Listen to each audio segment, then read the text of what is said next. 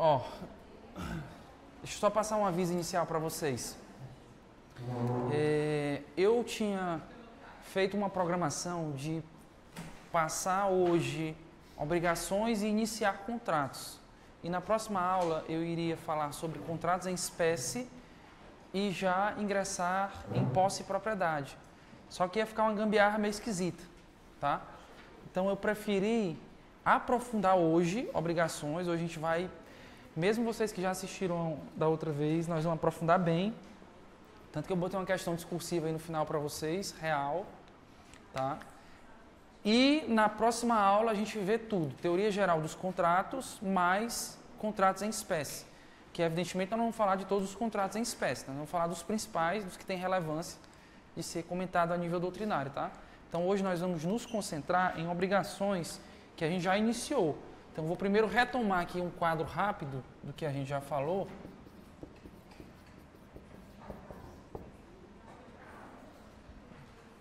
E já comecei mal, já comecei pelo pincel errado.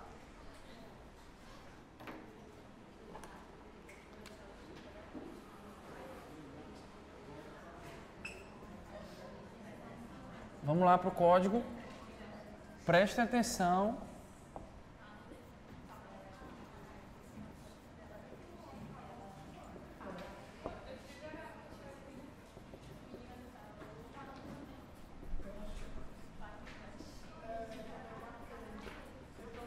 Oi. Eu já sei de onde é, pagamento indireto. Eu estou só retomando aqui, tá? Retomando rapidinho aqui. Modalidades. Primeiro. De dar. Fazer ou não fazer.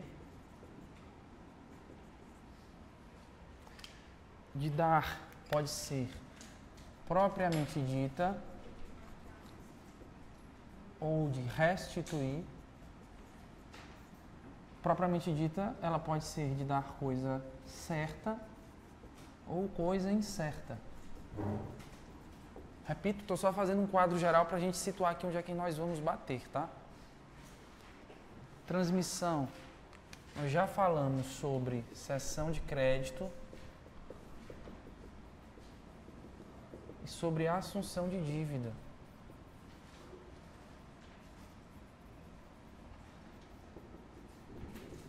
Nós já falamos o que é uma cessão de crédito pró-soluto, pró-solvento, qual que é a regra, tá?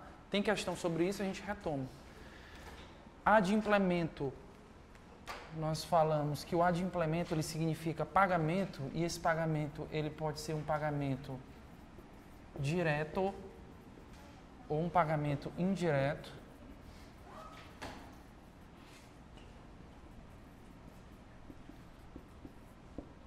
Pagamento direto, nós falamos que o que importa é saber as regras gerais de pagamento, quem paga, quem recebe, objeto do pagamento, local do pagamento, tempo do pagamento. Pagamento indireto são as modalidades que vocês estudam aí e que às vezes confunde, mas é fácil, tá? Aqui não é para errar a questão sobre isso aqui. Pagamento indireto. Consignação em pagamento.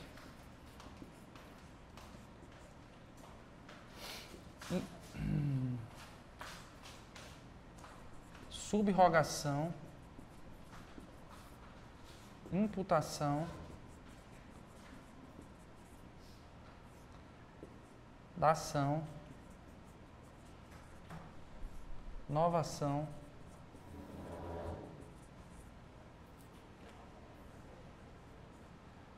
compensação, confusão,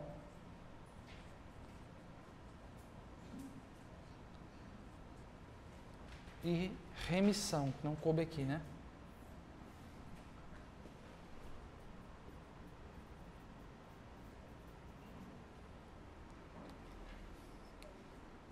Inadimplemento, regras sobre inadimplemento. São as regras Vamos lá. Me ajudem aí. Vou colocar aqui, não sei se... Não, vamos lá. É só o que está no código. Mora, juros, perdas e danos.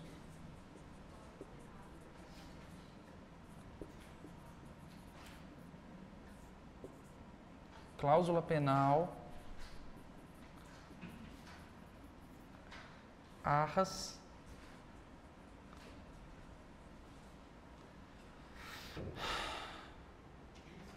Hã? Só esses, né? Queria saber se vocês estão atentos.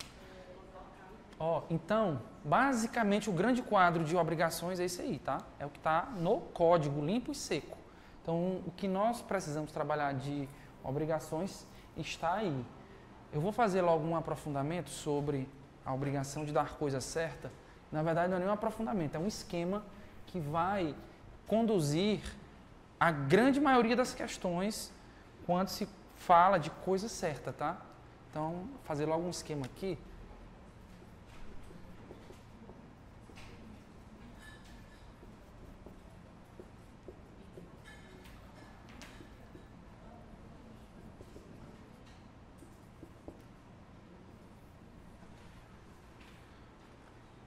Essa obrigação de dar coisa certa,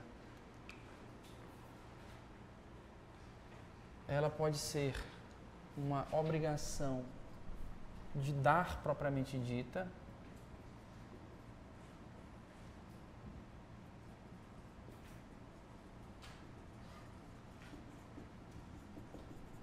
eu acho até que eu organizei diferente ali, mas também está certo, não tem problema não. E uma obrigação de restituir. O caminho normal das coisas, olhem para mim, depois vocês pegam. O caminho normal das coisas é o adimplemento. Então, o caminho natural, adimplemento ou pagamento.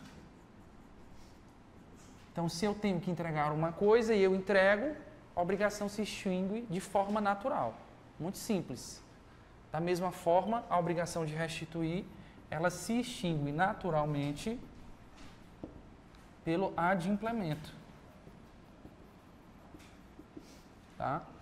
Mas é possível e muito comum, aliás, que o caminho natural não seja seguido. E aí eu tenho uma resolução anômala da obrigação. Tá? E isso acontece de duas formas. Ou a coisa se perde, ou seja, perda da coisa, ou a coisa se deteriora.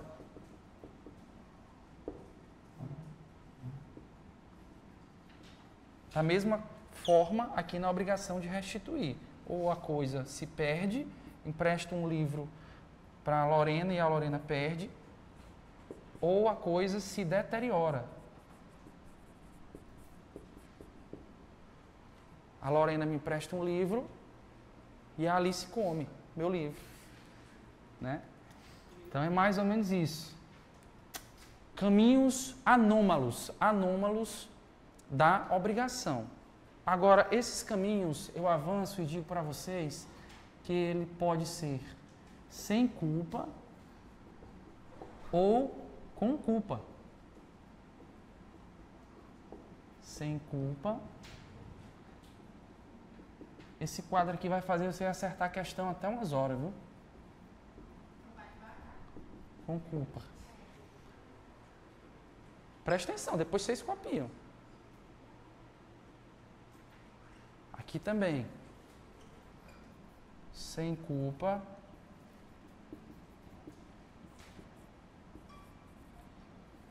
Com culpa. Sem culpa.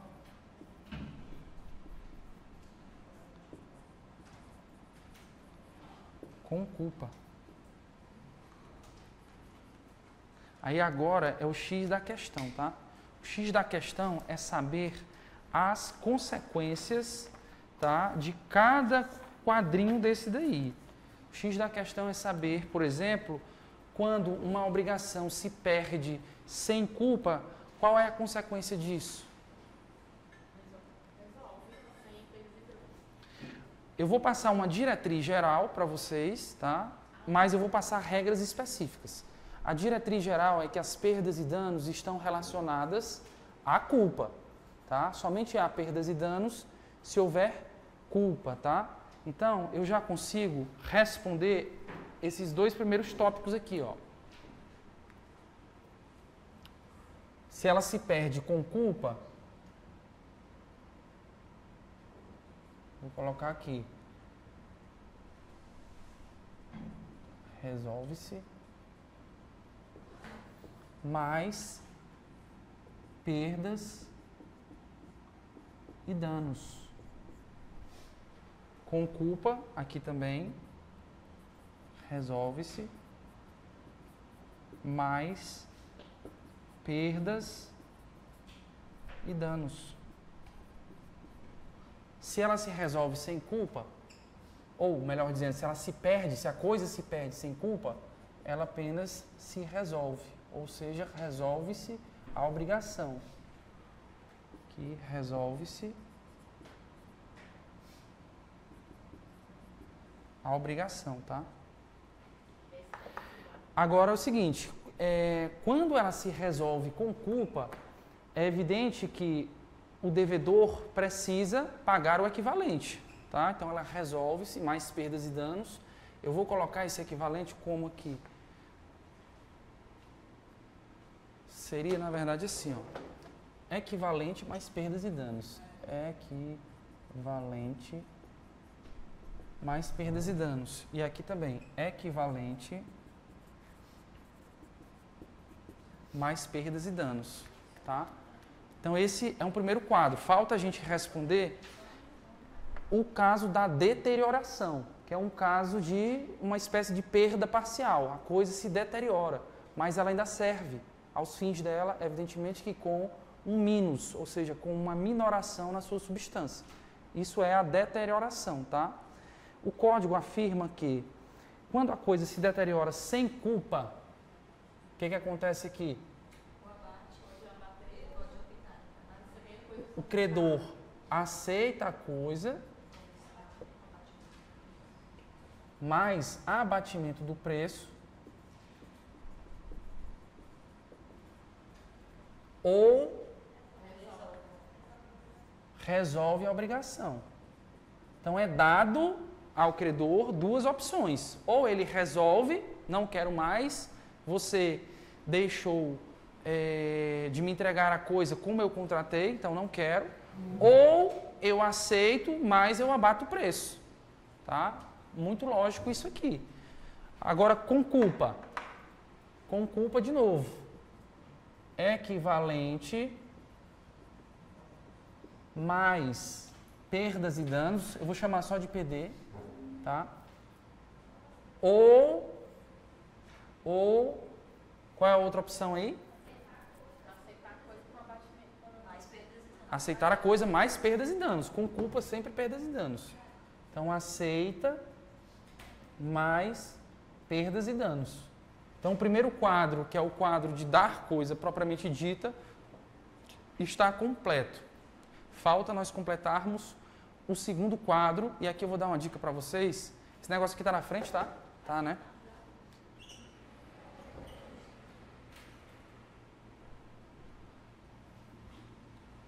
Eu vou dar uma dica para vocês conseguirem fazer esse quadro e memorizar melhor. Só há opção na deterioração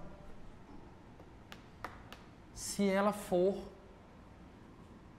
de dar coisa propriamente dita. Se for uma obrigação de restituir ou uma obrigação de restituição, não há opção do credor. O credor só consegue uma única solução aqui. Tá? Diferente daqui de cima. Então, o que eu faço aqui nesse quadro de baixo? Eu trago uma opção daqui e jogo para cá. Agora, qual que é a opção? Sem culpa. Se a coisa se deteriora sem culpa, o que eu faço? Eu aceito. A solução é aceitar no estado atual. Não há opção. Tá? Aceita no estado atual, sem culpa. Se ela se deteriora com culpa, aí aqui, o que acontece? equivalente mais perdas e danos. Não há, portanto, na deterioração com culpa, opção, tá? Não há opção. Então, esse quadro é um quadro que vai servir para vocês responderem um monte de questões, porque as questões trazem casos e perguntam, o que vai acontecer aqui? Resolve mais perdas e danos? É equivalente mais perdas e danos? Aceita a coisa com abatimento? Eu confesso que é complicado decorar um bocado de regra que tem aí nessa parte, tá? Então, eu prefiro que vocês aprendam a fazer esse quadro e, diante de uma questão, vocês desenham rapidinho ali essa solução que eu estou colocando para vocês e respondem a questão. Primeira coisa que vocês têm que fazer, portanto, é dividir a categoria de obrigação de dar. Porque ela pode ser de dar propriamente dita ou de restituir. Segundo passo, eu vou para a morte natural da obrigação, que é o adimplemento, ou a morte anômala. Morte natural, adimplemento ou pagamento. Adimplemento ou pagamento. Morte anômala, perda ou deterioração da coisa. Perda, deterioração. Perda ou deterioração. Depois disso, eu tenho que entender se essa morte anômala aconteceu com culpa ou sem culpa. E cada uma das espécies, portanto, é bipartida. Sem culpa, com culpa. Sem culpa, com culpa. Tá? Depois, vamos lá, estou explicando como que faz o quadro. Depois, o que é que vocês fazem? Na perda, você tem uma solução igual. A perda daqui de cima é igual à perda daqui de baixo. Perda sem culpa, resolve-se. Perda com culpa, resolve-se, mais é equivalente perdas e danos. Aqui da mesma forma. Perda sem culpa, resolve-se. Perda com culpa, resolve-se, mais equivalente e perdas e danos. Então, a perda é mais fácil. A perda é igual. Tanto faz ser uma perda de uma coisa a ser restituída ou a perda de uma coisa a ser dada. Certo? Agora, na deterioração, eu tenho uma solução distinta. Deterioração. Eu tenho uma solução distinta. Porque na deterioração da obrigação de dar coisa propriamente dita, eu tenho duas soluções para dar para o credor. Uma solução alternativa. Tá? Na deterioração da obrigação de restituir, eu não tenho opção. Eu só tenho uma solução legal dada pelo código. Então, aqui, só com essa informação, vocês já matam a questão. Porque se eu venho com a questão e coloco lá que a coisa que era para ser restituída se deteriorou sem culpa e coloco, por exemplo, que o credor tem duas opções, você já marca errado, porque o credor só tem uma opção. Então, a opção do credor na restituição, na deterioração de uma coisa a ser restituída, é única. Tá? E qual é? Aí eu venho para cá. Se for sem culpa, ele aceita a coisa no estado atual. Então, a Lorena me emprestou um livro e aí, sem culpa, o livro se deteriorou. O que a Lorena pode fazer? Receber o livro. Não tem o que fazer. Tá? Agora, se eu, na hora de devolver o livro, não cuidei com zelo do livro, joguei no chão, tá aí, Lorena, teu livro, teu vadimeco com Nutella. Aí o que acontece? Eu tenho que pagar o equivalente mais perdas e danos. Tá? Equivalente mais perdas e danos. O direito civil, ele não suporta dolo ou culpa. Tá? Sempre que tiver dolo ou culpa, evidentemente que eu tenho uma necessidade de indenização. Tá?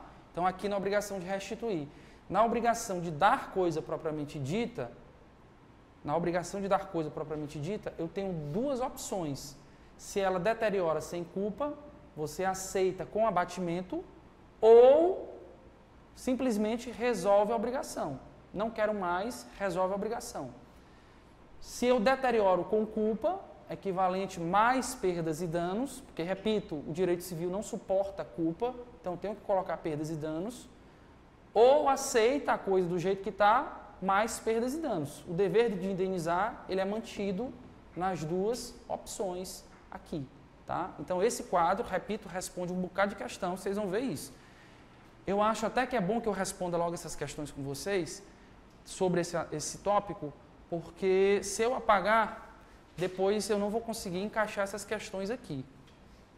Deixa eu ver se eu acho algumas aqui.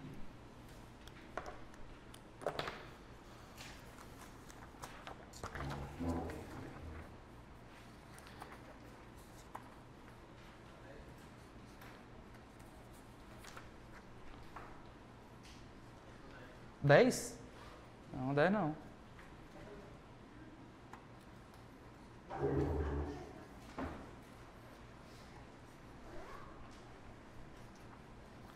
Tá lá pelo final.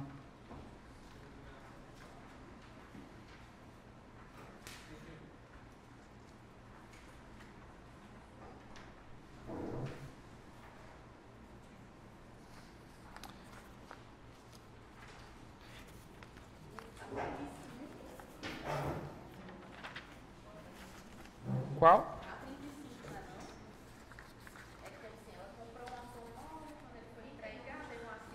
Tem a 31, tem a 35. Não, mas vamos, eu vou deixar para responder depois. Vocês gravem isso daqui. Gravem isso daqui, tá? Eu vou confiar na cabeça de vocês. Eu vou fazer logo outro gráfico aqui. Aqui eu posso apagar, né?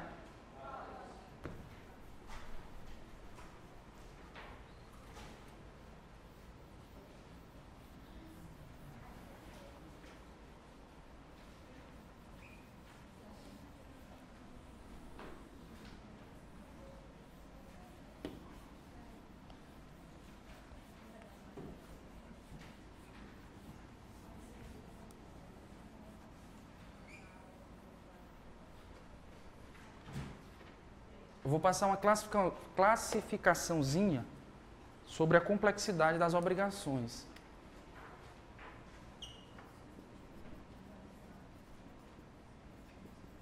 Uma classificação quanto à complexidade.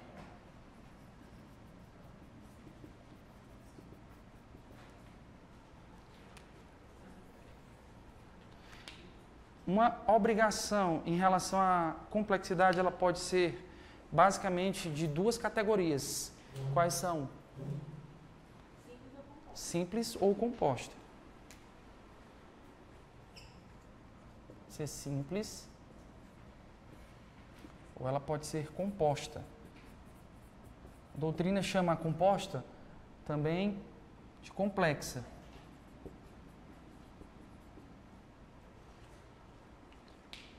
Tá? O que é uma obrigação simples? É uma obrigação marcada de unitariedade. Unitariedade, tá? Tanto no campo dos sujeitos, quanto no campo do objeto, tá? É a relação obrigacional atômica, né? Se te perguntarem o que é uma obrigação atômica, né? Tem essas viagens. É uma obrigação simples, uma obrigação com um único sujeito passivo, um único sujeito ativo, um único vínculo obrigacional e um único objeto. É um mínimo, tá? Obrigação, portanto, atômica ou simples, tá? A obrigação composta, por sua vez, há uma pluralidade, seja no campo dos sujeitos, ou no campo do objeto, tá? Então eu posso ter vários sujeitos e posso ter vários objetos.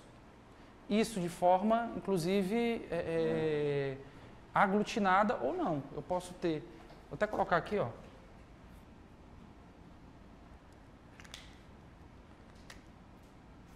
E ou. Tá? O detalhe é, onde é que nós precisamos aprofundar aqui? Na pluralidade do objeto. Porque esse objeto, ele pode ser, esses objetos, né? Porque já que são plurais, eles podem ser disjuntivos ou conjuntivos. Tá? Disjuntivos significa o quê? Alternativos. Disjuntivos alternativos ou ainda O que mais? Exclusivos. Os objetos conjuntivos, eles são de natureza o quê? Cumulativa, ou seja, conjuntivos cumulativos ou ainda aditivos. Tá? Isso aqui é importante. Por que isso aqui é importante? Porque com essa informação eu consigo falar sobre obrigação alternativa e eu consigo falar sobre obrigação facultativa, que eu já falei para vocês na última aula. Tá? Porque a obrigação alternativa está onde aí? A obrigação alternativa. Está aqui, ó. É uma obrigação composta ou complexa com pluralidade de objetos disjuntivos.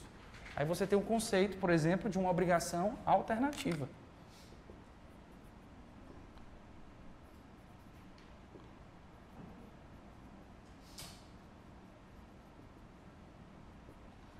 A obrigação facultativa está onde aí?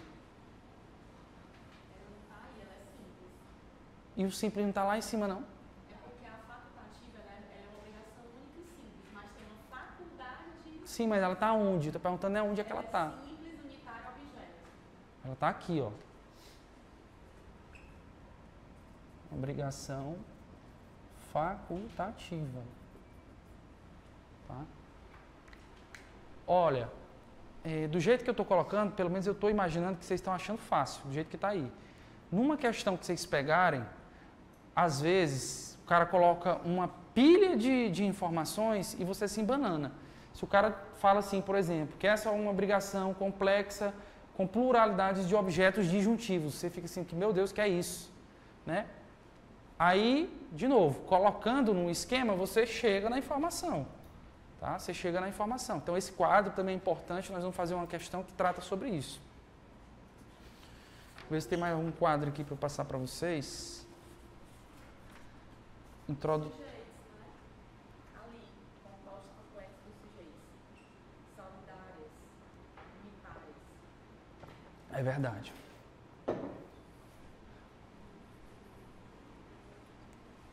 Ah, exatamente, Lorena. Aqui tem um gráfico importante também, interessante, que é aqui em relação aos sujeitos. Esses sujeitos... Esses sujeitos, como é que eu vou explicar isso aqui para vocês? Eles podem estar, tá? Juntos, eles podem estar juntos numa relação de solidariedade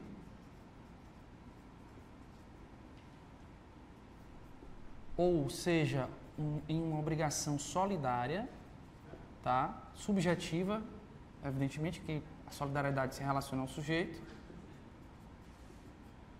Obrigação solidária. Ou eles podem estar juntos, isso aqui talvez seja novo para vocês. A Lorena falou e eu lembrei. Em uma obrigação insólidum.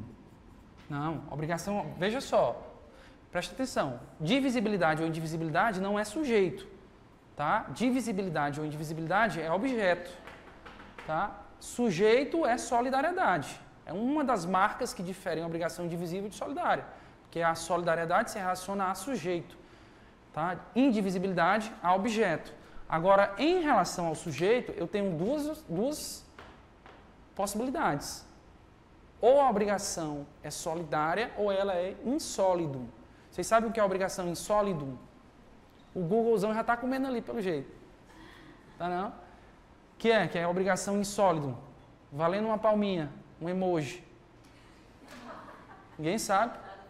Hã? Não. Não. São pessoas que estão ligadas a um fato, mas que não estão solidárias. Exatamente. São pessoas que estão no mesmo polo, por isso que é uma obrigação composta, plural, subjetiva, tá? Elas estão no mesmo polo subjetivo, mas sem vínculo de solidariedade. Mas por que elas estão juntas? Porque elas se juntaram por por um mesmo fato. Ou seja, um mesmo fato colocou aquelas duas pessoas naquele lugar. Não seria fiador. Não, fiador não. Eu já chego aí. Qual que é o exemplo? O exemplo clássico. O exemplo clássico é o do incêndio. Do incêndio. Tá? Que é o que acontece? Se eu incendeio um apartamento, por exemplo, eu tenho aí o quê? Eu tenho basicamente duas pessoas que podem responder por esse incêndio. Eu tenho o criminoso, né, a pessoa que incendiou, e tenho a seguradora, tá? Se evidentemente esse apartamento estiver segurado. Então eu coloco no mesmo polo, nesse caso que eu dei, duas pessoas, o devedor e coloco o segurador. Há solidariedade entre eles? Não há, mas eles estão no mesmo polo obrigacional. Então, obrigação insólidum é uma obrigação plural, ou seja, composta subjetiva, mas sem relação de solidariedade. O que junta essas pessoas, ou que torna o polo plural, é um mesmo fato. Então, um mesmo fato coloca duas pessoas no mesmo polo, porém sem vínculo de solidariedade. Isso é importante. Não confundam obrigação solidária com obrigação insólidum.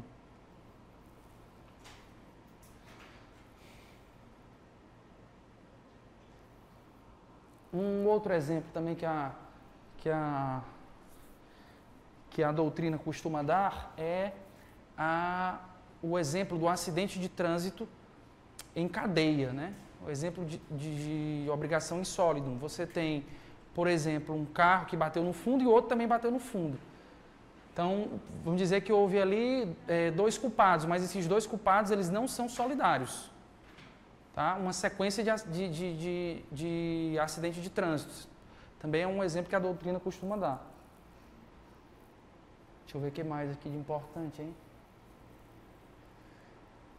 Daqui eu acho que já está, dessa parte geral é isso aí. Vocês pegaram já isso aqui, né? Vou apagar. Qual? Essa daqui? Tá, então vou deixar aí. Vamos ver umas questõezinhas e aí eu vou apagando à medida que a gente avança.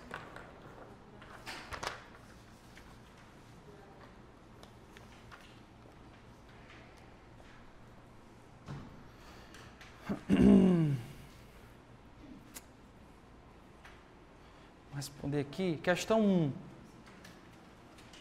Questão 1. Obrigações naturais são aquelas em que inexiste responsabilidade pelo inadimplemento. Assim, porque são meras obrigações morais, é correto afirmar que elas não geram efeitos no âmbito do direito. O que está errado aí? Primeiro, porque ela já era. E ela não é obrigação moral. Qual é o Gabi? O gabarito está errado. O gabarito está errado. A obrigação natural é aquela em que não há responsabilidade ou exigibilidade pelo seu cumprimento. Mas ela gera direitos no campo, ou melhor dizendo, ela gera efeitos no campo do direito. Tá? Que efeitos são esses?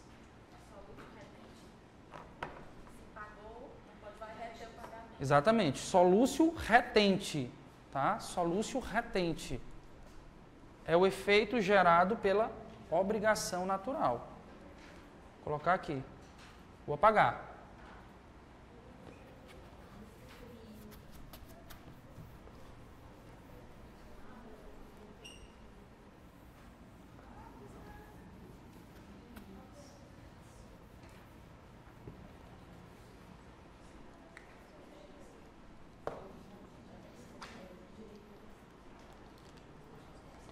Ó, isso aqui é interessante, viu? E aqui é um aprofundamento também. Mesmo vocês aí que já viram a primeira aula.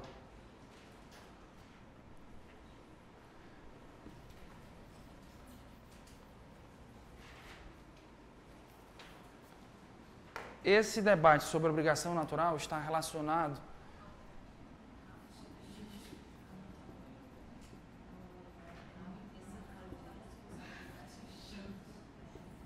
ele está relacionado a duas teorias, tá? Que é o ponto que eu quero inovar aqui com quem já assistiu a primeira aula. Existem duas teorias sobre débito e responsabilidade, tá? Vocês sabem lá em alemão o tal do Schuld e Haftung. Schuld e Haftung. Isso é a única coisa em alemão que a gente aprende, né? No direito civil. Hã? PQP? BGB é o Código Civil em alemão. Rapaz, tu é fora mesmo. Não, só serve. Vamos lá, presta atenção, presta atenção. Existem duas teorias que relacionam débito e responsabilidade. Deixa eu ver como é que eu coloco isso aqui. Débito e responsabilidade. O que se diz? Se diz que a obrigação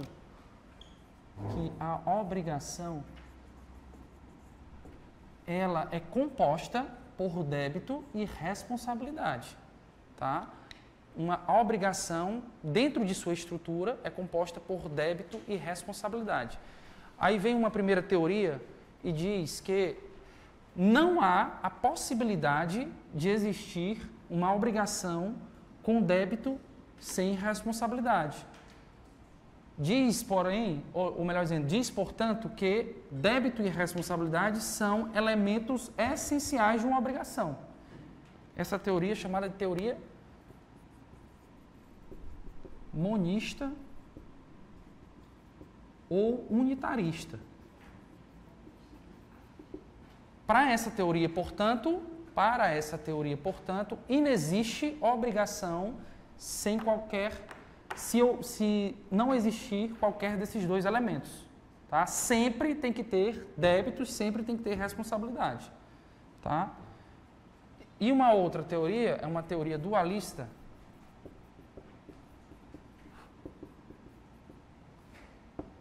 que consegue enxergar a possibilidade de haver uma obrigação com débito sem responsabilidade ou uma obrigação com responsabilidade sem débito, tá? Então, para essa teoria dualista, há a possibilidade de obrigação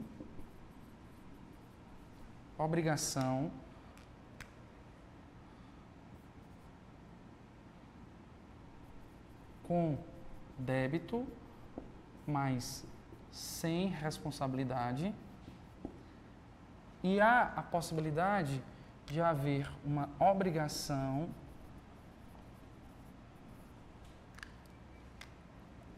sem débito, mas com responsabilidade.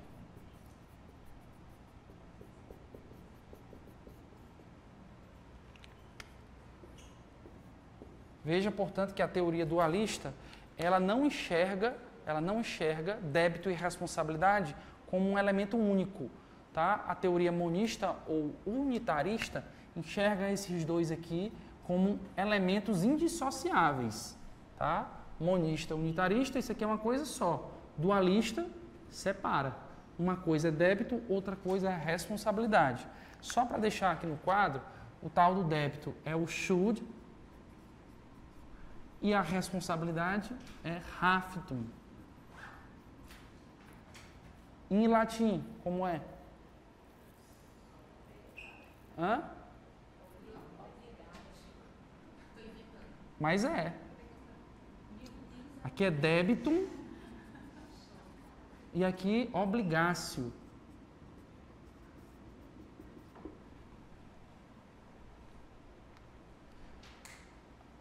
Exemplos. Melhor dizendo, antes dos exemplos, qual que é a teoria que o Código Civil adotou? Dualista ou monista? Dualista. Código Civil, é uma informação boa para vocês, adotou a teoria dualista, no que tange a estrutura da obrigação. Tá? Dualista. E aqui os exemplos vocês já sabem, né? Obrigação com débito, mas sem responsabilidade, é a chamada obrigação natural.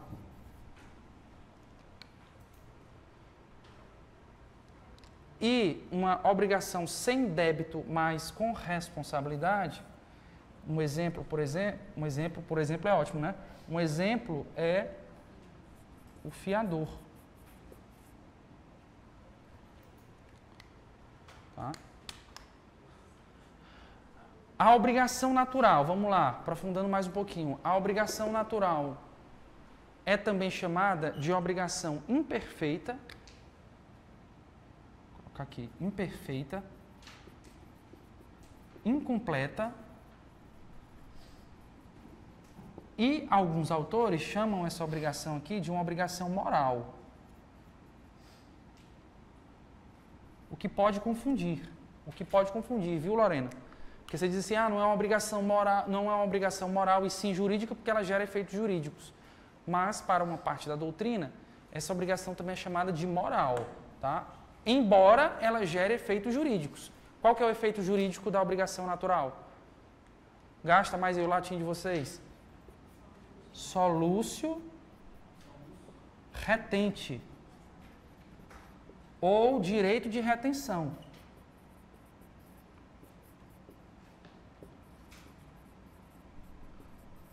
O que é o direito de retenção? Você paga uma dívida prescrita, tá? O credor que recebeu esse dinheiro, ele tem o direito de reter esse dinheiro. Se o devedor depois descobrir, não, essa dívida está prescrita, me devolva. Nananina, não. Você está devendo. A única coisa que se esvaiu foi apenas a responsabilidade. Mas a dívida persiste. Você tem débito. Se o cara for inteligente, ele vai dizer assim, você tem schuld. Não é? Você tem schuld. Não se esvaiu com o tempo o débito, só se esvaiu a exigibilidade. Tá? Então, a dívida prescrita é o exemplo que a doutrina costuma dar para exemplificar a obrigação natural.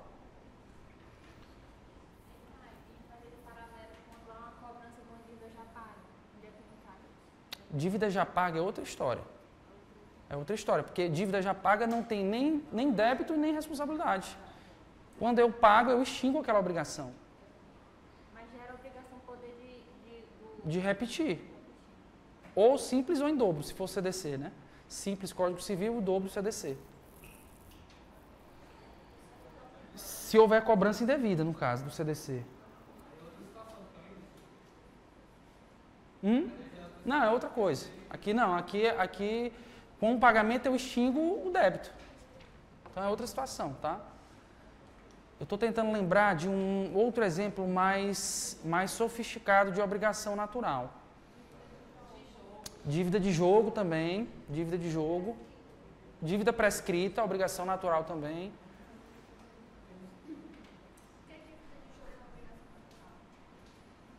Porque ela não tem exigibilidade. Se tu ganha lá no jogo do bicho, tu não pode entrar na justiça para cobrar o bicheiro. Tá? Mas se o bicheiro te paga, o dinheiro é teu. Ele também não vai poder repetir. Eu vi uma vez, não sei se cabe, né? Toda vez eu faço a relação do should e do have com should and have, em inglês. Onde o should você deveria e o have você precisa. É necessário que se faça. Entendi. Então, a obrigação natural você deveria fazer porque é algo moral, algo que existe. Sim. Ou não é legalmente lhe cobrado. É uma boa para quem é poliglota como você. Porque daqui que o cara faça conexão com should e com have, né? Mas é bom, gostei. Já na responsabilidade. Eu acho até que eu desconfio que essas estruturas nominais aqui pode ser derivado do mesmo lugar. Tá?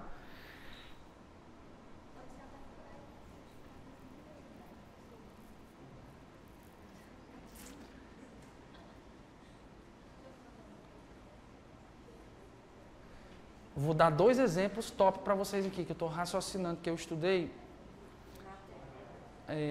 Não, eu quero debater com vocês, para saber o que vocês acham. Nós vamos ver isso melhor na aula de contratos. Mas, vamos lá. Promessa de doação. Viu, Luan, o que é? Diz aí, qual é a resposta? Ah, e como é que pega desse jeito, mestre? Tô brincando. Promessa de doação. Promessa de doação. Primeiro, é possível uma promessa de doação? O que é que vocês acham?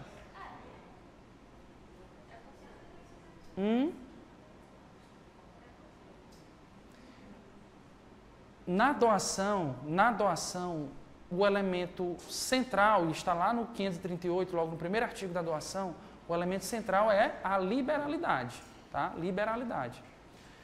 Aí, vamos lá. Qual que é o problema que a doutrina discute? Eu faço um contrato prometendo doar. Eu digo assim, Lorena, eu vou doar a minha biblioteca para você quando eu me aposentar. Tá? Fiz uma promessa de doação. Tá? Eu me aposento. A Lorena pode exigir? Ela pode entrar na justiça me exigindo? Ou essa obrigação é natural? O que vocês acham?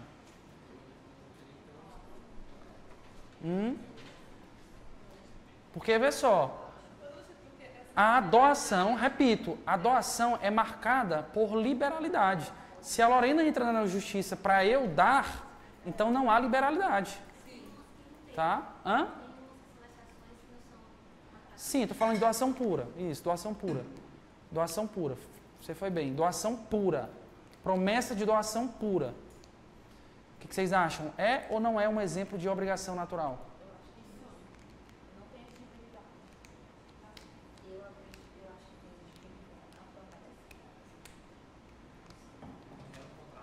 E aí, Mariana? O que tu acha? Ó, é divergente na doutrina, tá? Mas tende a prevalecer que a promessa de doação pura também é uma obrigação natural. Por quê? Porque não há coatividade na promessa de doação pura, porque senão eu desnaturo a própria doação. Se alguém entra na justiça para me exigir eu dar uma coisa, então não há liberalidade. Aí eu saio do artigo 538, que é muito claro em afirmar que a doação é um ato que depende de liberalidade. Tá? Então, na doutrina, costuma-se afirmar isso. Agora, tem divergência. Por quê? Porque a outra parte da doutrina, o próprio Tartucci fala isso, ele diz assim, não, mas houve liberalidade não no momento da execução, houve liberalidade no momento em que eu prometi. Então, no momento em que eu prometi doar, eu já estou executando a minha liberalidade. Tartucci fala isso. Mas a doutrina majoritária, repito, afirma que o caráter de liberalidade é desnaturado na promessa de doação. Tá? E aqui, portanto, é um exemplo de obrigação natural. Beleza? Eu vou te dar um exemplo prático. Eu ia guardar para a aula de contratos em espécie, mas eu vou te dar logo o que tu perguntou. Existe muita promessa de doação. Em que ambiente do direito civil? O que vocês acham? Não, também não. Vai lá, só tem mais 2 livros do código. Família, né? Família. Como é que acontece, por exemplo, uma dissolução de sociedade conjugal? Você vai lá se separar do seu marido. Aí lá no pacto da separação, você diz assim, eu vou doar esses imóveis para os meus filhos, para os nossos filhos, né? Se for marido, pai e mãe. Ali é uma promessa de doação. Se o marido, depois que a mulher se separou, que deixou lá de encher o saco dele, não quiser doar o imóvel, aí a jurisprudência diz, numa dissolução de sociedade conjugal.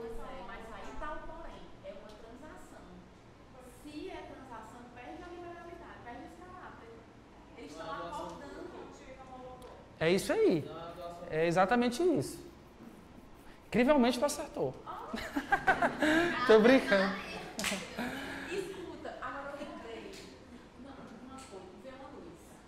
Eu lembrei, tem uma sensível diferença da promessa de doação, desse tipo que querem inventar, para a promessa de compra e venda, essa comparação. Porque na promessa de compra e venda, lá no conceito de contrato de compra e venda, o código fala assim, se obriga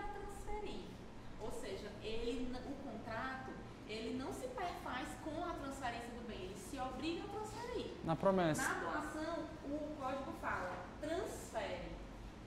Considera-se doação um contrato de uma pessoa por liberalidade, transfere do seu patrimônio. Mas aí é a doação, né? Aí a grande questão é, na promessa de doação... É por isso que o contrato de compra e venda, ele já se perfaz com uma promessa, porque ele se obriga a vender. Eu vou explicar isso daí melhor na aula de contratos.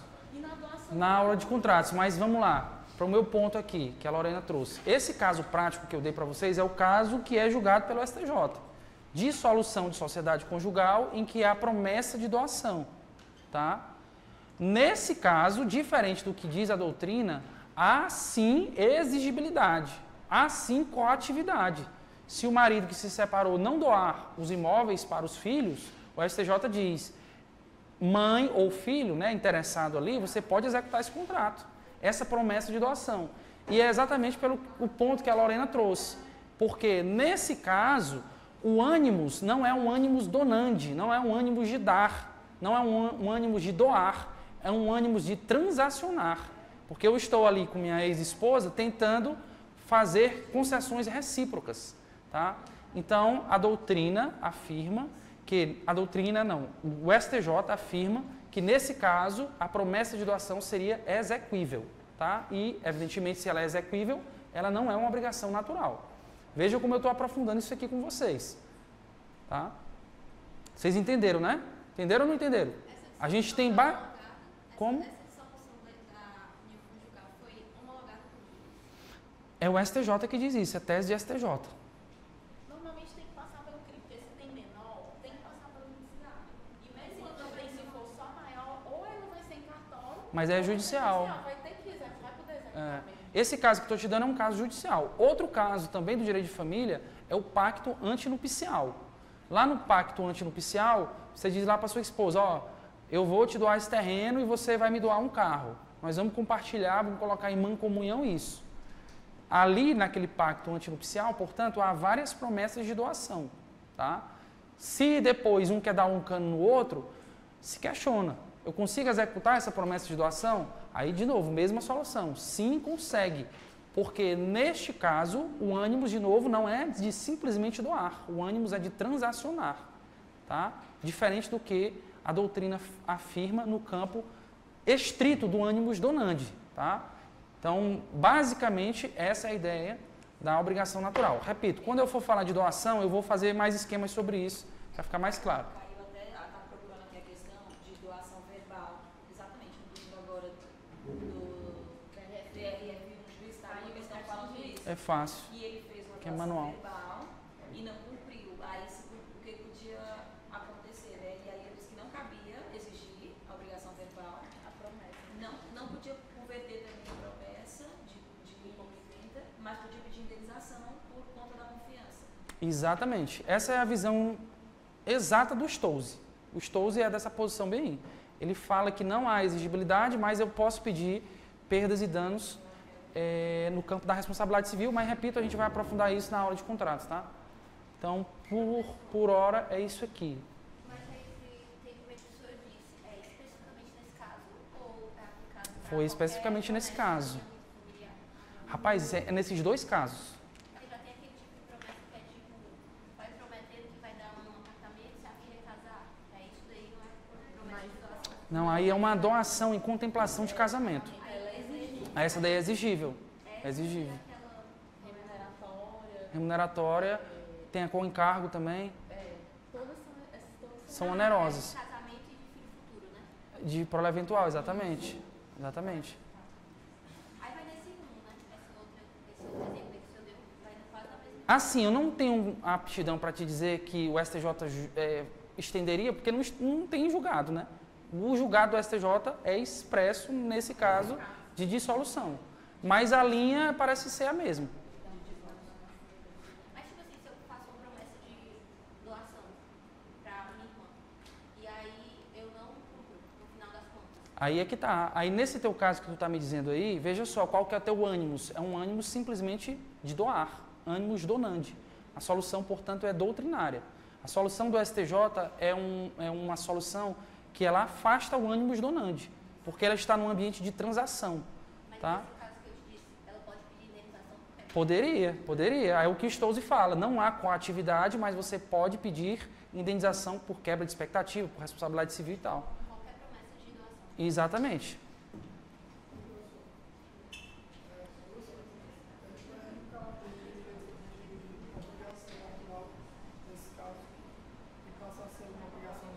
Passa. Se há coatividade, se há responsabilidade, a obrigação não é natural. E outra coisa, em caso de testamento, doação em testamento, também se aplica isso? Doação em testamento. Ela vira uma, só deixa lá, vou deixar Certo. vira uma obrigação natural. Não, de jeito nenhum. Essa obrigação é altamente executável. Ela tem exigibilidade. Aí vê só, aí a gente não está falando de doação, tá? Só um detalhe. Que a doação é ato inter vivos. Aí é uma regra de direito sucessório legal que impõe coatividade. Tá? Beleza? Então é isso aí. Vamos ver aqui o que mais que tem para a gente falar, para a gente ir para as questões de novo, né?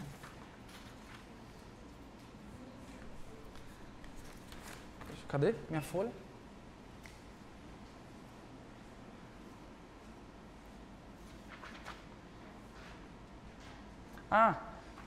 Deixa eu só falar aqui também de...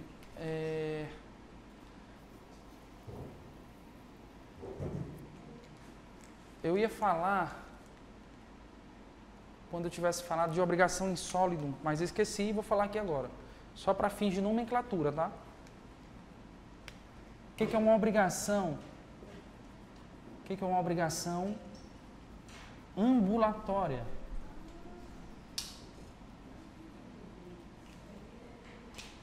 O que é uma obrigação ambulatória?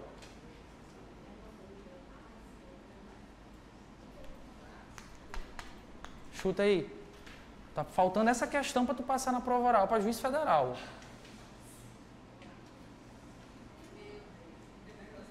O que você faz, Lorena?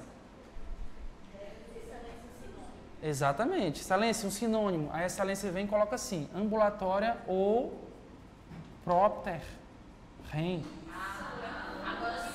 Pois é. Viu como é a estratégia de prova oral? Você não sabe, pede para a excelência o sinônimo. Entendeu? Propter rem. Então ela acompanha a coisa, né? Ela acompanha a coisa. Um exemplo de obrigação ambulatória é o propter rem. Taxa de condomínio. Taxa de condomínio. Muito bem. O que mais? Mas o que acontece? Ninguém sabe quem é o sujeito. Se ele é determinado. Rapaz, não é muito por aí não. Não é por aí não. Exatamente, responsabilidade ambiental. Tá? Responsabilidade civil ambiental. A responsabilidade pela recomposição do bem ambiental é uma obrigação propter rem. Ela acompanha a coisa. Se você compra uma fazenda deteriorada, aquela responsabilidade pela recomposição do bem ambiental, ela passa por um novo dono. Tá? Beleza? Agora vamos responder questões. Até porque hoje não vai ter intervalo não, viu? Vai não. Eu tenho que pegar minha menina 5h45. Considere... então deixa eu...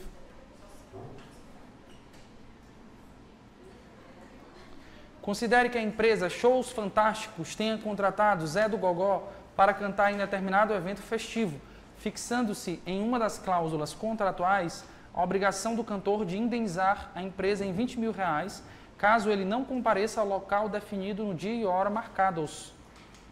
Nessa situação, se a empresa vier a sofrer prejuízos por conta do não comparecimento do cantor, não deverá ser indenizada por perdas e danos decorrentes do inadimplemento da obrigação contratual. O que vocês acham? Que tipo de cláusula é essa daí? Não.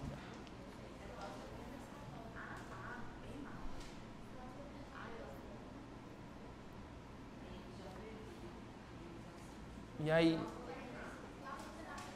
Cláusula penal compensatória. A pergunta é, em caso de cláusula penal compensatória, há dever de indenização por perdas e danos?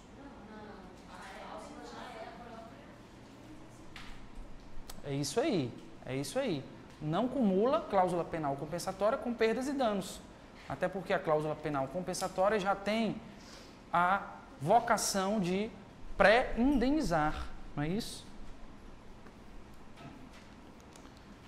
Eu vou fazer aqui 2 esquemas para vocês voando também.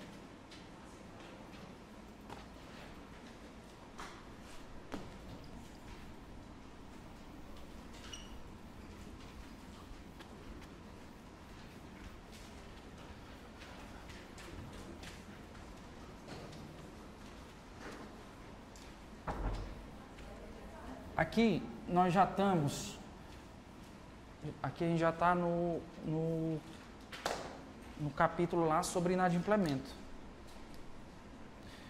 E eu já vou adiantar para vocês, tá? Sobre inadimplemento, vocês têm que saber bem 2 coisas. Cláusula penal e arras. Cláusula penal e arras. Então, na seção ou no capítulo de inadimplemento, vocês têm que saber muito bem cláusula penal e arras. Aqueles outros, juros, mora e etc., simples, só código, tá? Agora, cláusula penal e arras, vocês têm que saber bem, porque tem muita coisa jurisprudencial. Eu vou começar pela cláusula penal, embora tenha outras coisas antes.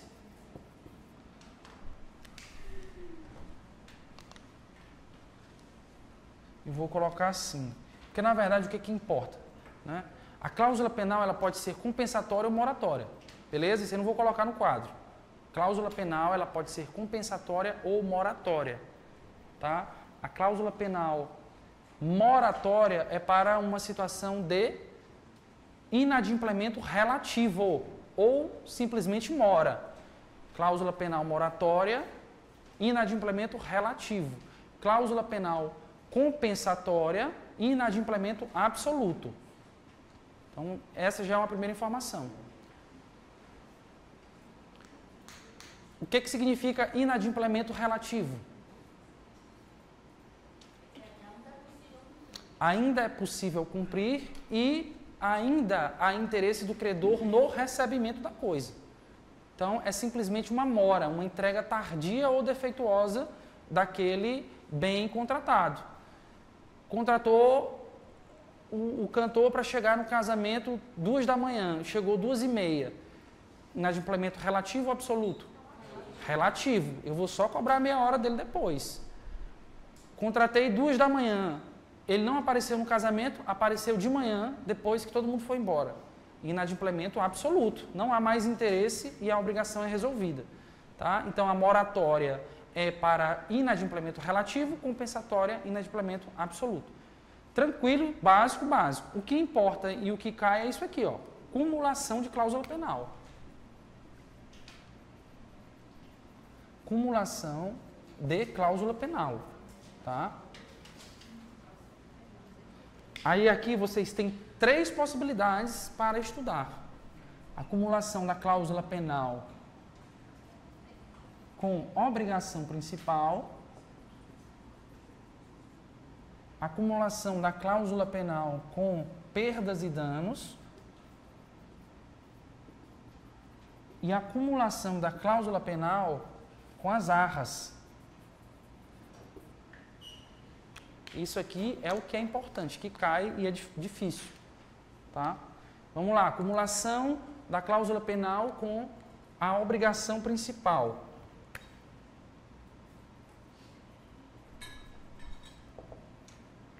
Vai depender de quê?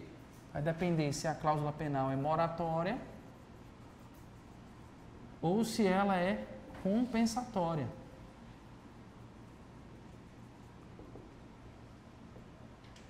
Cláusula penal moratória cumula com a obrigação principal? Cumula. Então, a moratória cumula. Artigo 411. A cláusula penal compensatória cumula com a obrigação principal? Ou seja, eu posso exigir tanto a multa pelo inadimplemento absoluto e que o cantor cante lá de manhã ainda? Só para fazer o mal? Não posso. Então, não cumula. Artigo 410. Não é isso?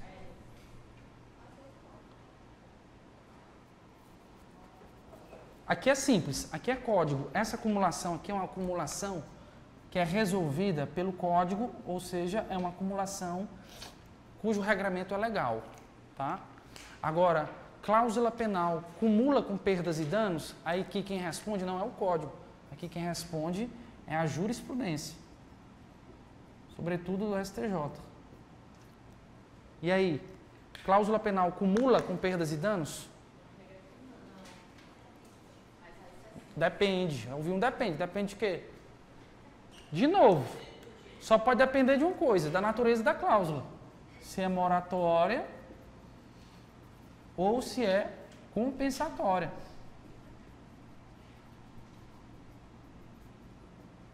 Nós já vimos nessa questão que a cláusula penal, se ela for compensatória, ela não cumula com perdas e danos. Nós já vimos nessa questão. Isso aqui é pacífico. Exatamente porque a cláusula penal já é uma indenização pré-fixada, tá? Agora, o grande lance, o grande ponto é a cláusula penal moratória. Cláusula penal moratória. Cumula com perdas e danos?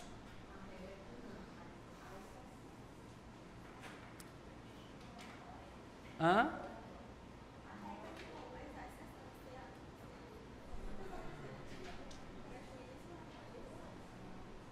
Qual que é a exceção? Tem uma exceção específica. A regra é o seguinte, não é nem que é a regra, eu vou colocar aqui para vocês o seguinte. A cláusula penal moratória, tradicionalmente na jurisprudência, ela sempre cumulou com perdas e danos, tá? Então, cláusula penal moratória sempre cumulou com perdas e danos. Essa é uma visão tradicional da jurisprudência. Não, mas aí o contrato ele pode excepcionar tudo, fala a verdade. A exceção, na verdade, é uma exceção criada pelo STJ no informativo 651. Tá? Que foi que o STJ falou nesse informativo? Falou que, mesmo tendo natureza moratória, não seria possível acumular cláusula penal com perdas e danos em um contrato de aquisição de imóvel em que houve um atraso e houve uma fixação de uma indenização pelo valor do locativo.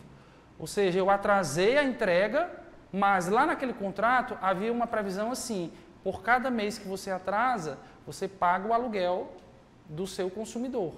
Então, havendo essa situação específica, né, julgada pelo STJ, não cumula cláusula penal moratória com perdas e danos. Abram esse informativo aí para a gente ler aqui.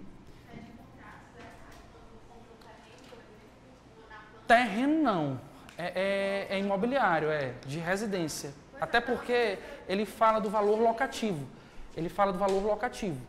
Então, assim, tu compra, por exemplo, um imóvel na planta. Aí ele tem que te entregar em abril. Só que ele não entrega em abril, mas lá no contrato diz, a partir de maio, se você não entregar, você vai pagar meu aluguel. Aí tem outras coisas, né? O aluguel e outras coisas que não pagam. Exato. Exatamente. Aí é na lei de condomínio.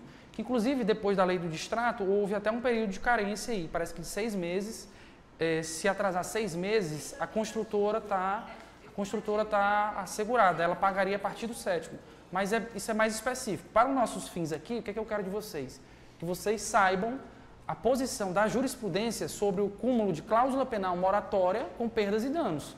Tá? A regra, ou seja, a posição tradicional é que pode cumular, mas há uma exceção julgada no informativo 651, que foi exatamente esse caso de imóveis. Tá? Depois teve uma lei, a Lei 13.789, se eu não me engano, que mudou.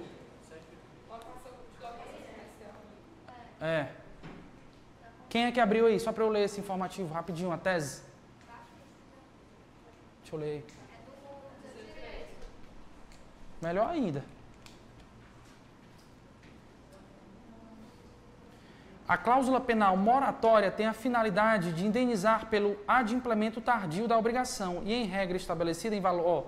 aqui que é o ponto. Estabelecida em valor equivalente ao locativo, afasta-se sua cumulação com lucros cessantes. Tá? É isso aí. Ó. Se ela for estabelecida no valor do locativo ou do aluguel, afasta-se lucros cessantes. O interessante é que ele utilizou, como é Isabela, né? Ele utilizou aí no informativo uma espécie de perdas e danos que são os lucros cessantes. Mas o quadro se mantém, tá? Embora ele fale em lucros cessantes, se mantém isso aqui. E em relação às arras, pode acumular ou não pode? Pode acumular arras com cláusula penal? De novo, depende. De novo, depende da mesma coisa. Se for moratória ou se for compensatória.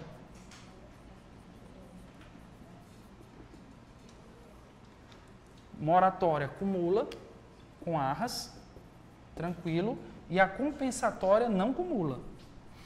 Quem é que diz que não cumula? O STJ, informativo 613. Informativo 613. Arras não cumula com cláusula penal compensatória. Havendo cláusula penal compensatória e arras no mesmo contrato, o que prevalece? O que prevalece? Coloquei lá no contrato arras e coloquei cláusula penal compensatória. Prevalece as arras. Então, nesse informativo do STJ, o que foi que ele disse? Ele disse que não cumula e que prevalece ou prevalecem as arras.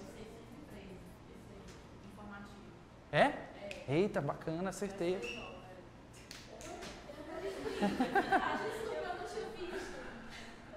Beleza? Ó, esse quadro também é importantíssimo. Esse quadro aqui vale ouro, viu? Vale ouro esse quadro. 3 cúmulos de cláusula penal.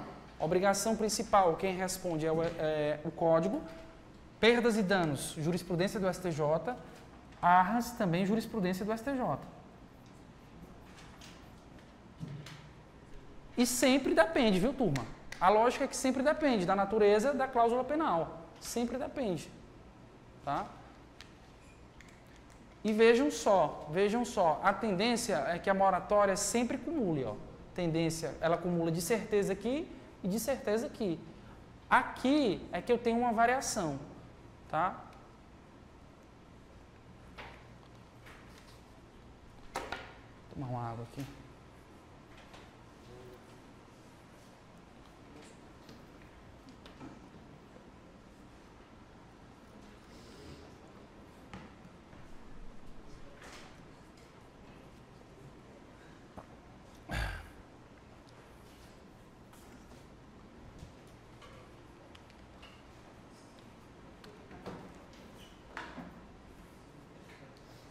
Posso apagar esse aqui? Não. Ou esse aqui? Esse daqui eu não queria apagar porque esse aqui eu só sei fazendo, viu? Depois vocês vão ter que responder essas questões aí.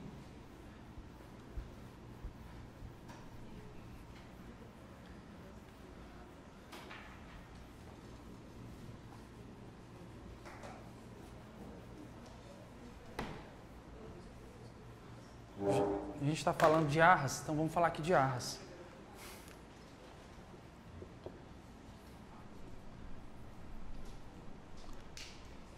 O que é que são as arras? O que é que são as arras?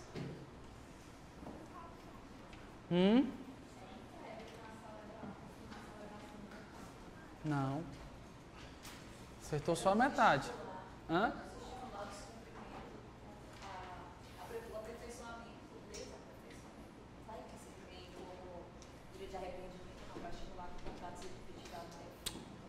Tá, mas está desorganizado a tua resposta. O que é que são as arras? Bora, meu povo. Estou treinando vocês logo para a prova oral. É um pacto acessório,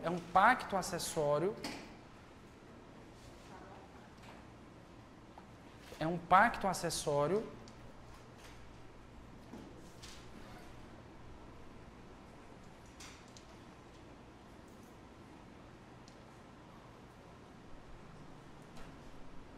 de natureza indenizatória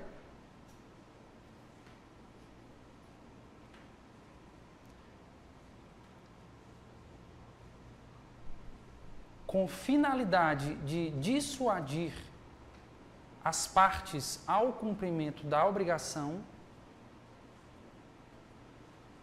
e que pode ter ou não natureza de pagamento.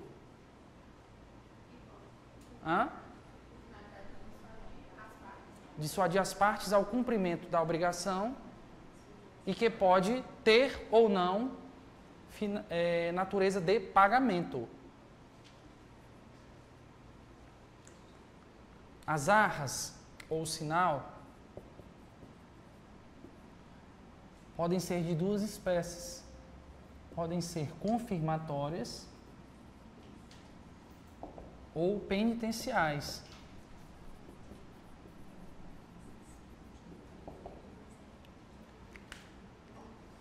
Qual das duas tem natureza de pagamento?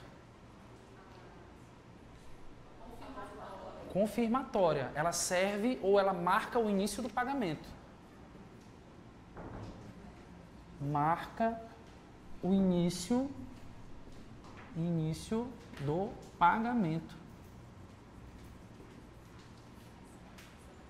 É o que eu falo sempre. Vocês que são advogados aí, vai fazer um contrato, vocês são vendedores, a primeira parcela vocês têm que chamar de arras ou sinal. Vocês não vão colocar lá dividido em 10 parcelas normais. Vocês vão colocar uma arras ou um sinal mais 9.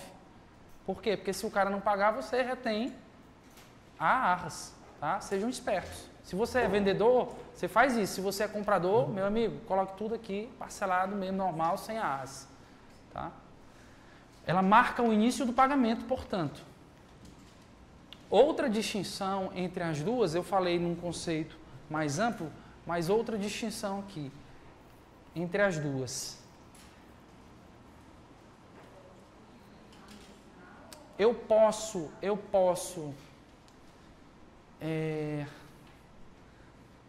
pedir indenização suplementar nas arras, ou seja, além daquela retenção, eu posso dizer que a outra parte tem que me pagar uma indenização suplementar, se houver prejuízo?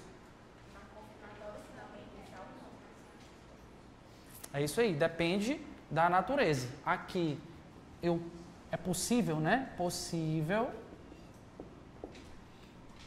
indenização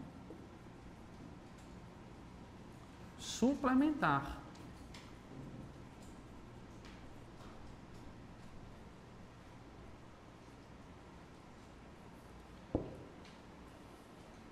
Direito de arrependimento. Ou seja, eu coloco a arras, mas eu sufrago lá no contrato que eu posso me arrepender. Confirmatórias ou penitenciais? Penitenciais. Então aqui ela tem uma natureza não de pagamento, mas uma natureza eminentemente indenizatória ou genuinamente indenizatória.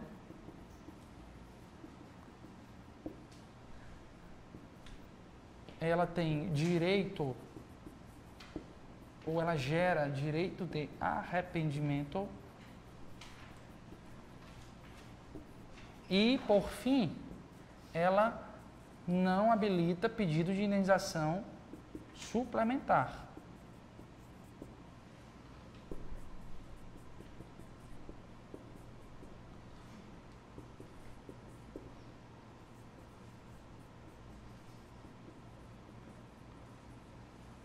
Tá? Ainda nesse quadro, para a gente aproveitar que eu estou no mesmo quadro de cláusula penal e arras, tem algo interessante que me ocorreu aqui, na lembrança. A cláusula penal, ela pode ser fixada em valores abusivos, tá? A pergunta que se faz é, o juiz pode reduzir esse valor? Ele deve reduzir de ofício, né? Ele deve reduzir de ofício. Cláusula penal abusiva deve ser reduzida de ofício. Pergunta, existe algum parâmetro para se identificar uma cláusula penal abusiva? Qual? Muito bem. Um parâmetro legal é o valor da obrigação principal. Tá? A cláusula penal não pode ser superior ao valor da obrigação principal. Na jurisprudência, existe alguma diretriz ou algum parâmetro?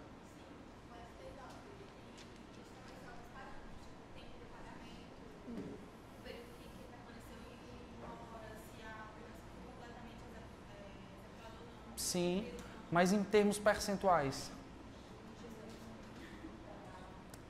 Tem distinção se é CDC ou se é CC? Campo jurisprudencial. Vamos lá, ó. Eu estou falando dos marcos da cláusula penal. E um marco legal, em termos de valor, é o da obrigação principal. Agora, o STJ ele avança um pouquinho mais. Ele diz que cláusula penal no direito do consumidor não pode ser acima de quantos por cento? 10%. 10%. Depois vocês me cobrem isso daí, viu? Ou na verdade, vocês que são mais do que eu, vocês procurem os julgados e joguem lá no grupo.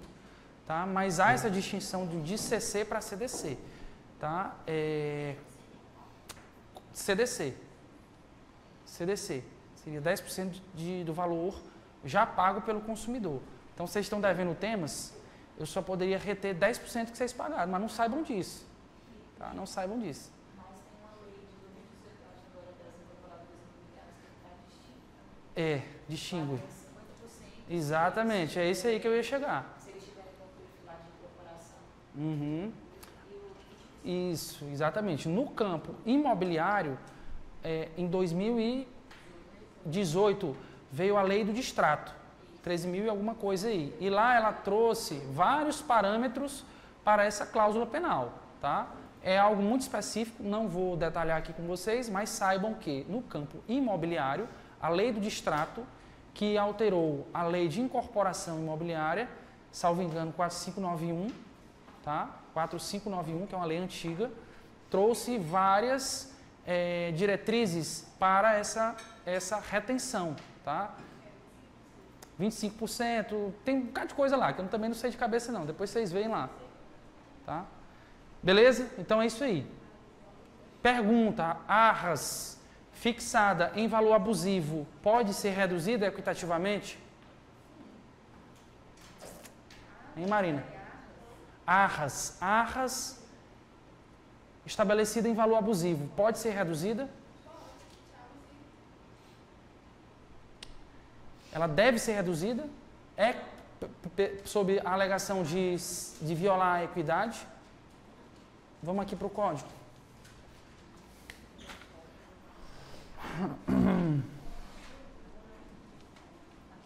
(413), cláusula penal. A penalidade deve ser reduzida equitativamente pelo juiz se a obrigação principal tiver sido cumprida em parte ou se o montante da penalidade for manifestamente excessivo, tendo-se em vista a natureza e a finalidade do negócio. Cláusula penal. Então, há uma previsão expressa da cláusula penal de redução equitativa. A pergunta que eu faço é, aplica a arras esse artigo ou não? STJ estende esse artigo para as arras. Então, anotem no código de vocês, artigo 413, que o STJ estende esse artigo para as arras também, habilitando o juiz a reduzir equitativamente o valor das arras. Tá?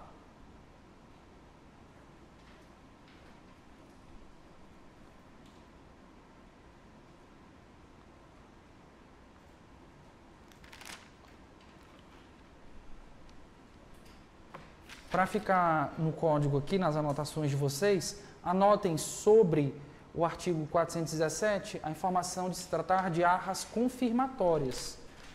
E no 420, arras penitenciais.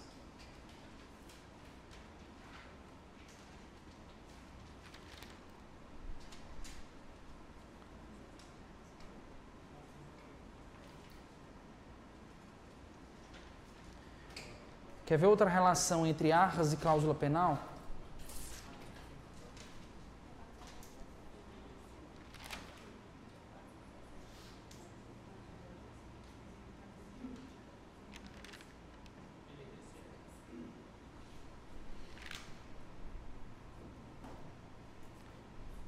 Depois eu falo sobre isso aqui. Vamos responder as questões.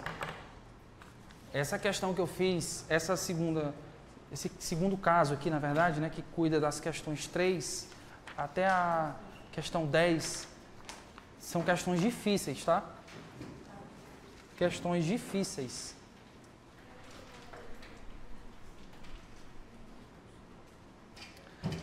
Vamos lá. João celebrou o contrato de promessa de compra e venda com uma incorporadora imobiliária para a aquisição de um apartamento.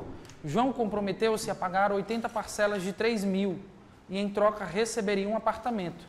No início do contrato, João foi obrigado a pagar 20.000 a título de garantia da celebração do contrato.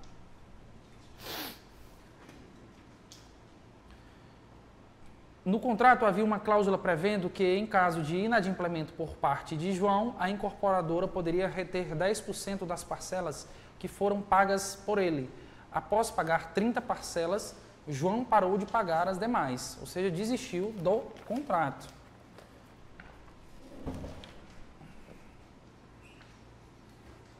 Vamos lá para as hipóteses. Primeiro, antes de entrar nas questões, que cláusulas eu tenho aqui nessa narrativa?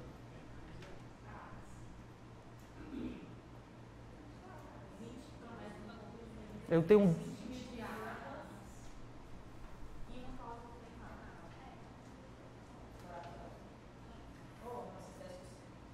E aí?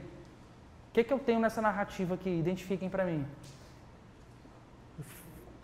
De propósito, eu não disse o que é, porque senão ia ficar muito fácil. Quero que vocês identifiquem. Esses 20.000 é o quê? E esses 10% é o quê? Arras o quê? Confirmatórios. E esses 10%? Hã? Cláusula o quê? O que mais? Compensatória. Por que é compensatória e não é moratória? Aqui o inadimplemento é absoluto. É 10% para o caso de ele desistir do contrato, que foi o que aconteceu. Tá? Então eu tenho duas cláusulas, uma arras confirmatórias e uma cláusula penal compensatória. Agora vamos lá responder. A garantia oferecida por João possui natureza de arras penitenciais. Errado. A garantia oferecida por João deve ser retida pela incorporadora. Verdade, é o efeito clássico e natural das arras, é a retenção. Falei para vocês, retenção do valor das arras. João poderá arrepender-se do contrato sem ter a incorporadora direito à indenização suplementar, mesmo que seu prejuízo seja superior a 20.000 reais. Vamos por partes. João poderá arrepender-se do contrato sem ter a incorporadora direito à indenização suplementar. Essa cláusula é uma arras confirmatórias ou é penitenciais? Confirmatórias. Não há direito de arrependimento. Está errado. Por isso que essa questão ela vai girar em torno da natureza das duas cláusulas. Tá? Identificou corretamente as cláusulas, vocês não vão errar as questões. Por quê? Não há direito de arrependimento nas arras confirmatórias. A arra aqui é confirmatória, não é penitencial. O ajuste de retenção de percentual das prestações já quitadas possui natureza de cláusula penal compensatória. Sim, é o que falamos, certo?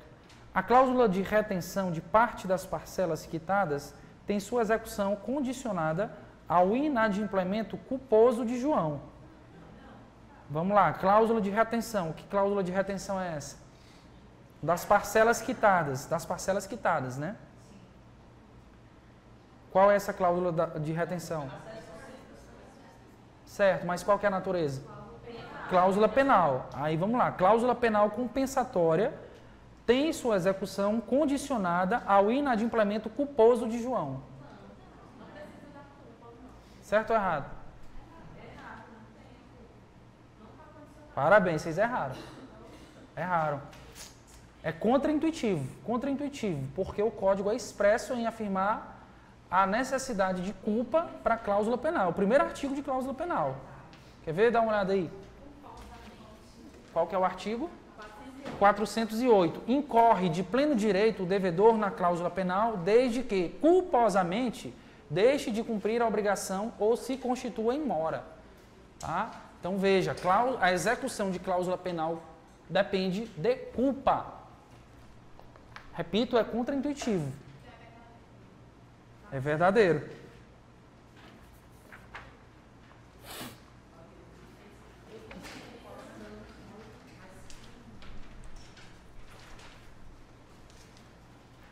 Vamos ficar nessa 7 antes de vocês virarem para fazer duas perguntas para vocês.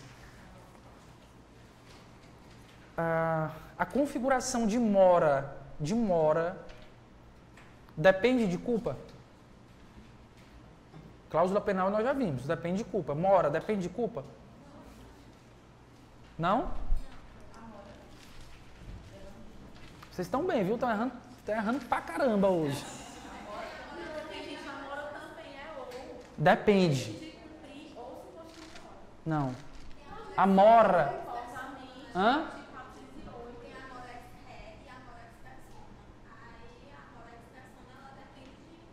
Não, mas a pergunta não é interpelação. Depende de culpa ou não depende de culpa? Aí vai depender de quê? Vai depender do sujeito que está em mora. Se é o devedor, uma mora do devedor, uma mora debitores, ela é culposa. Mora do credor ou acipiendi não depende de culpa. Tá? Qual que é o artigo? 396. Que fala do devedor. Não havendo fato ou omissão imputável ao devedor, não incorre este em mora. Tá? Então, 396 cuida da mora do devedor e imputa a culpa como elemento essencial para a sua configuração. 396. Exemplo julgado pelo STJ. Exemplo julgado pelo STJ. E esse é um exemplo bom para quem está devendo aí, viu? Me ouçam. Hã? O elemento culpa é essencial para a configuração da mora do devedor, ou mora debitores. Exemplo julgado pelo STJ. A pessoa deixa de pagar um crédito bancário, por exemplo, alegando juros abusivos. Afirma assim: eu não estou conseguindo pagar, ou seja, eu estou em mora porque você, banco, está dando causa à minha mora. Você está me matando aqui com esses juros de 3% ao mês. Ou 10% ao mês. A depender da conta de vocês aí, né? O que foi que o STJ julgou? Foi que o STJ julgou? Vocês não estão estudando informativo, não? Não. A STJ disse o seguinte: o devedor está com a razão. Porque a configuração da mora depende de culpa. E nesse caso o devedor não teve culpa. Quem deu causa e quem teve culpa foi o banco que cobrou de forma abusiva. Tá? Então o exemplo claro de aplicação do 396 é esse. Tá? Exemplo claro. Juros abusivos cobrados por banco. STJ afirma que se houver mora do devedor, ou melhor dizendo, se houver um atraso no pagamento do devedor, isso não vai chegar a configurar mora, porque ele não teve culpa nesse atraso. Tá? O pessoal usou muito isso aqui na pandemia. Mas eu não vou nem falar de pandemia, até porque a gente já passou, e também é muito casuístico. Mas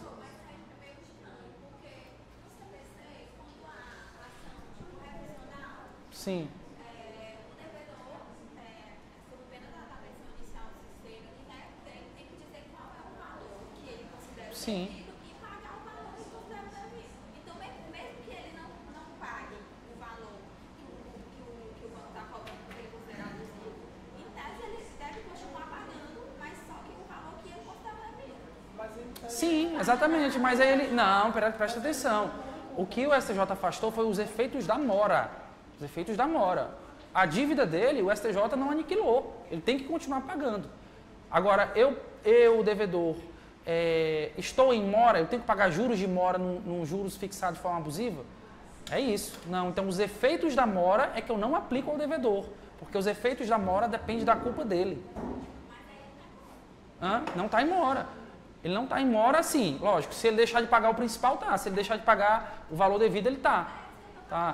Entendi. Mas o ponto não é esse. O ponto é deixar de pagar os efeitos da mora. Tá? E a mora acipiendi é objetiva. A mora do credor é objetiva. Tá? Então peguem isso daí. Mora do devedor é uma mora subjetiva e a do devedor é objetiva. Vamos para a questão 8. Voltando aqui para o nosso caso do João. A incorporadora poderá requerer que João pague as demais parcelas faltantes, sem prejuízo da retenção parcial das parcelas já quitadas. O que essa questão está afirmando aí? Interpretem, pensem.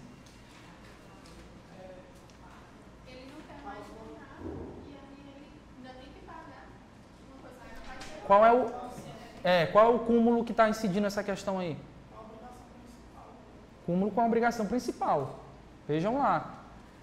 O que está acontecendo aqui? A incorporadora quer reter o pagamento, ou seja, ele quer a cláusula penal compensatória e quer a obrigação principal. Não pode. Não pode. Alternativa, está errado. Não é possível que a incorporadora cobre a retenção parcial das parcelas quitadas, ou seja, cláusula penal compensatória, junto com a garantia ofertada por João, ou seja, arras. Então, o que está afirmando é que não é possível a incorporadora cumular cláusula penal compensatória e arras. Primeira parte da questão, tá certo? Tá certo. Nesse caso, deve prevalecer a garantia, liberando-se João da cláusula de retenção. Tá certo também, prevalece arras e não cláusula penal. Veja como eu fiz vocês pensarem aí nessa questão, viu? Eu me orgulho dessa questão. É minha. É boa, né? Eu me orgulho dessa questão porque todo mundo erra. Aqui, é porque é o seguinte, é o que eu falo, né? O primeiro desafio do concurseiro é estudar. O segundo é pensar. Tá? Tem que pensar, não adianta ficar só lendo aqui e ficando à toa, não, tem que pensar. Sobretudo questão FGV. Questão FGV é mais ou menos nesse estilo. Você sabe as regras, mas na hora que eu vou aplicar ali, eu me embanano. Então foi essa linha que eu trouxe para vocês. Trouxe o caso, as regras. Se eu colocasse assim, limpo e seco, aí era mamão com açúcar. Vocês iam lá, ia matar pau. Se eu colocasse cláusula penal compensatória com mula com perdas e danos, todo mundo ia dizer não. Se eu colocasse qualquer coisa aqui, vocês iam acertar. Mas quando eu coloco o caso, dificulta. E aí, lógico que dificulta para todo mundo. E eu estou aqui, na verdade, é para nivelar vocês por cima, para vocês acertarem questões difíceis. Porque essa é uma questão difícil. Vamos lá. Seguindo. Tratando-se de obrigação de entregar coisa incerta. Opa, falta 10, né? Me empolguei aqui. Embora ambas as cláusulas possuam natureza indenizatória, apenas aquela referente à garantia admite indenização suplementar por força de lei. Pancada doida, né? Vamos lá, primeira parte. Cláusula penal compensatória tem natureza indenizatória? Tem, certo. Arras tem natureza indenizatória? Tem. Tá? E tanto faz, viu? As arras têm natureza indenizatória. Tanto faz se confirmatórias ou penitenciais. Deixa eu ver se eu coloquei aqui. Aqui é porque eu coloquei só genuinamente, né? Deixa eu colocar aqui. Aqui também tem natureza indenizatória.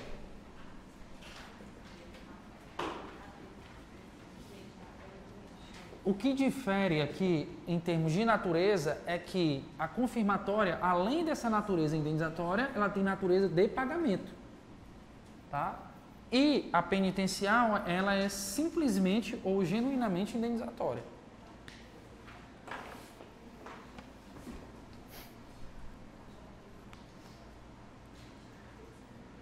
Então vamos lá. As duas possuem natureza indenizatória? Possuem. Tanto a cláusula penal como as arras possuem. Apenas aquela referente à garantia, ou seja, as arras, admite indenização suplementar por força de lei. E aí, admite indenização suplementar? As arras? E a cláusula penal, admite ou não admite? É isso aí. A distinção entre a indenização suplementar é a seguinte: nas arras, a indenização suplementar decorre diretamente da lei. É a regra legal. Tá? Na cláusula penal, a indenização suplementar depende de convenção, depende de contrato. Só fazer esse esqueminha rapidinho aqui, colocar aqui assim para vocês, ó. Indenização suplementar.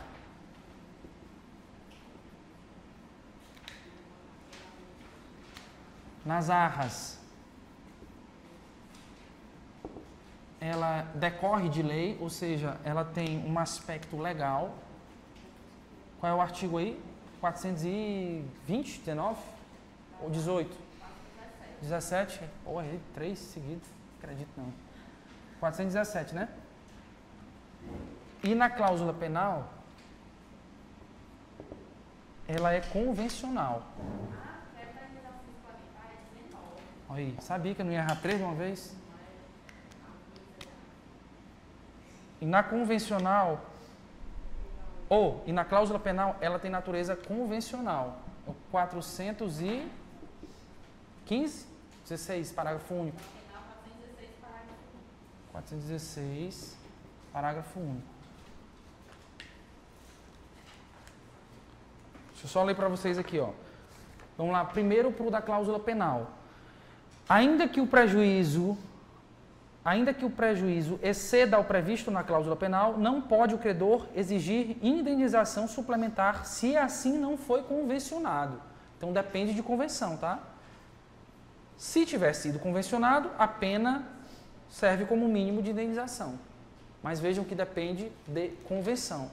Lá nas arras, não. Nas arras, diz assim no 419, a parte inocente pode pedir indenização suplementar se provar maior prejuízo, valendo as arras como taxa mínima. Então veja, não depende de convenção. O que vocês vão fazer aí? Vão pegar o código de vocês e colocar o 416 para conversar com o 419. Façam a relação aí. No 416, parágrafo único, vocês vão colocar do lado diferente das arras, entre parênteses 419, e no 419 vocês vão fazer o contrário. Diferente da cláusula penal, artigo 416, parágrafo único. Um tem natureza legal, outro tem natureza convencional. Vocês entenderam aí, né? Não? Quem foi que disse que não? Tu? Que disse que não? Então vamos lá. Nas anotações, né? Que tu tá aí do código. 416, parágrafo único. Você vai anotar assim, diferente das arras.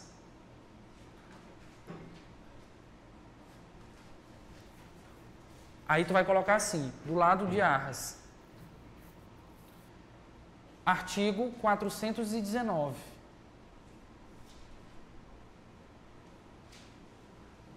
Eu não sei se cabe, mas se couber, tu vai colocar ainda assim mais, no 416. Deixa eu ver aqui, tentar reduzir para caber aí, né? No código. Tem um espaçozinho aí? Tá. Então, tu vai colocar assim, indenização suplementar convencional. Ou só vai cortando aí. Convencional.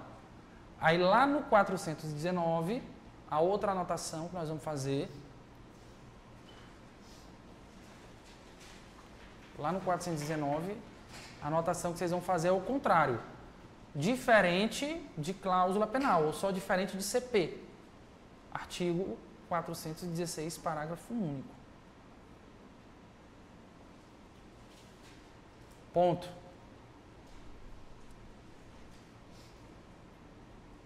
Indenização suplementar legal. Ou inde supple leg. É bom, né? Assim. Ai.